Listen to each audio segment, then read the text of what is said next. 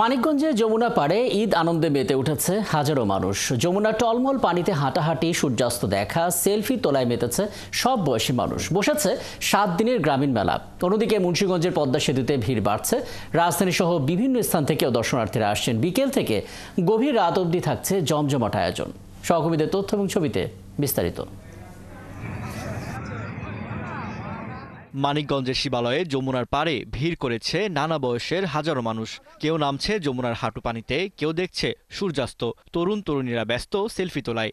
যমুনার পার হয়ে উঠেছে আনন্দ আর মিলন মেলায়। ঈদের পরবর্তী সময়ে মেলাটা অনেক জমজমাট। ফার্স্ট টাইমে আসলাম, ভালোই লাগছে। আজকে খুব পরিবেশটা অনেক ভালো, বাতাস আছে খুব। সবাই মিলে ঘুরতেছি ঈদের আনন্দ সাথে। বারুণী মেলা ভালো লাগতেছে। পরন্তু বিকেল বেলায় জায়গাতে সৌন্দর্য আপনার এই সূর্যাস্ত দেখা যায়। বসেছে গ্রামীণ মেলাও। মেলায় চুড়ি, ফিতা, কসমেটিক্স, খাবারের দোকানের পাশাপাশি রয়েছে শিশুদের বিভিন্ন খেলনা, রয়েছে নাগরদোলা, চরকি সহ বিভিন্ন রাইডস। মেলায় বেচা বিক্রিও হচ্ছে বেশ।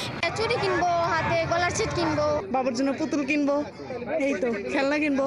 কাঁচের চুড়ি বেশি, সিটি কল বেশি, তারপর স্টিলের চুড়ি বেশি। এখন তো লোকজন একটু বেশি, আগে তো লোকজন কম ছিল। এখন আশা করা যাচ্ছে বেচাকেনি বেশি হবে আর কি। অন্যদিকে ঈদ আনন্দ উপভোগ করতে মাওয়াই পদ্মার পাড়ে ভিড় জমিয়েছে রাজধানী সহ বিভিন্ন এলাকার মানুষ।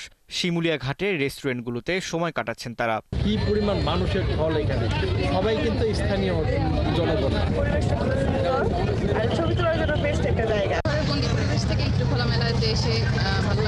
ঈদের ছুটিতে যানজটবিহীন সড়ক থাকায় যাতায়াত সহজ হয়েছে। তাই মানুষ গভীর রাত পর্যন্ত পরিবার, বন্ধুবান্ধব সহ আসছেন পদ্মার পাড়ে। ফারদিন নীরব, ৭১।